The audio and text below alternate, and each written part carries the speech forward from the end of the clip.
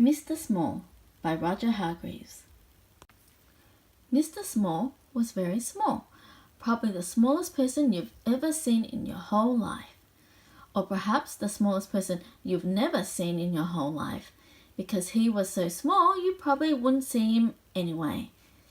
Mr. Small was about as big as a pin, which isn't very big at all.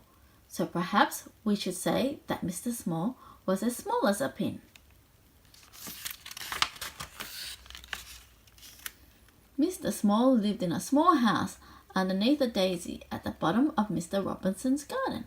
It was a very nice house, although very tiny, and it suited Mr. Small very well indeed. He liked living there.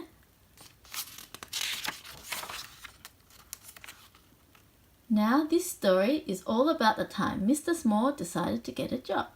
Trouble was, what sort of job could Mr. Small do? After all, there aren't that many small jobs.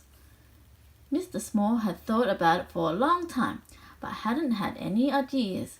Not one. He was thinking about it now while he was having lunch. He was having half a pea, 1 crumb, and a drop of lemonade.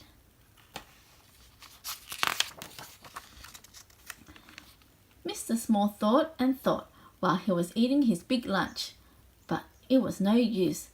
Thinking just made him thirsty, so he had another drop of lemonade. I know, he thought to himself. After lunch, I'll go and see Mr. Robinson and ask his advice. So after lunch, he left his house and walked to Mr. Robinson's house at the top of the garden. It was quite a long walk for somebody as small as Mr. Small, and halfway there he stopped for a rest. He sat on a pebble, feeling quite out of breath. A worm crawled by and stopped. "Good afternoon, Mr. Small," said the worm. "Good afternoon, Walter," said Mr. Small to the worm, whom he knew quite well. "Out for a walk, are you?" asked Walter. "Going to see Mr. Robinson," replied Mr. Small. "Oh," said Walter. "About a job," added Mr. Small. "Oh," said Walter the worm again, and crawled off. Walter was a worm of very few words.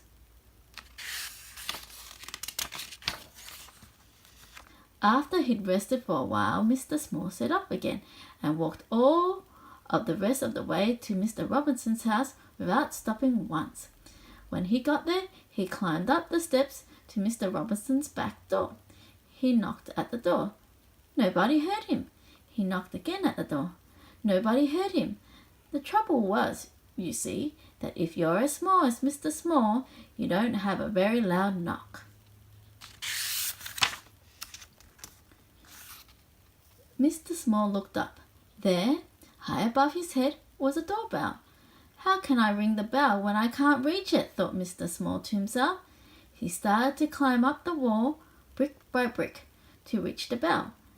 He had climbed up 4 bricks when he made the mistake of looking down. "Oh dear," he said, and fell. Bang! "Ouch," said Mr. Small, rubbing his head.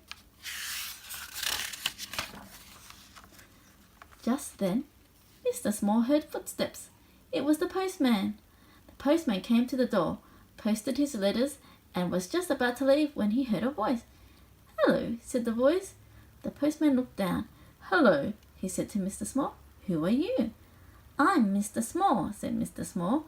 "Will you ring the bell for me?" "Of course I will," replied the postman in answer to Mr. Small's question, and reaching out, he pressed the bell with his finger. "Thank you," said Mr. Small. "My pleasure," said the postman, and off he went.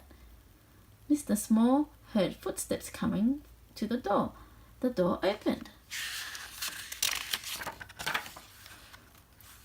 Mr. Robinson opened the door and looked out. "That's funny," he said. "I'm sure I heard somebody ring the bell." He was about to shut the door when he heard a little voice. "Hello," said the voice. "Hello, Mr. Robinson." Mr. Robinson looked down and down. "Hello," he said. "What are you doing here?"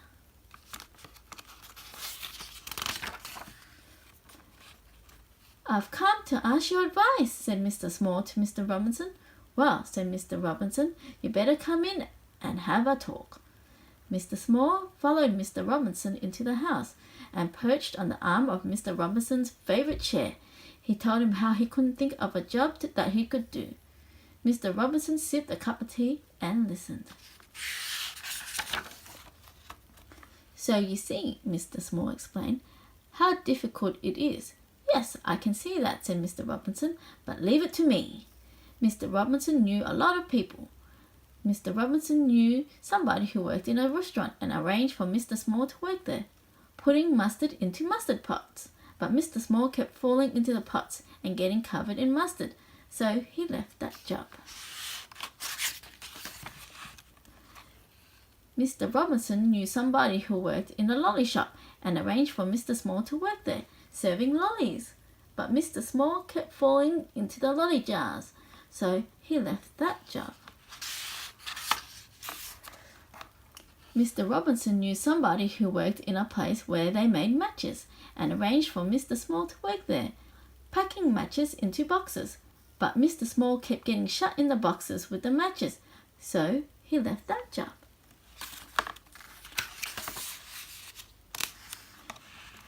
Mr. Robinson knew somebody who worked on a farm and arranged for Mr. Small to work there, sorting out the brown eggs from the white eggs. But Mr. Small kept getting trapped by the eggs, so he left that job. "What are we going to do with you?" said Mr. Robinson. "What are we going to do with you?" Mr. Robinson asked Mr. Small one evening. "Don't know," said Mr. Small in a small voice. "I've got one more idea," said Mr. Robinson. "I know somebody who writes children's books. Perhaps you could work for him."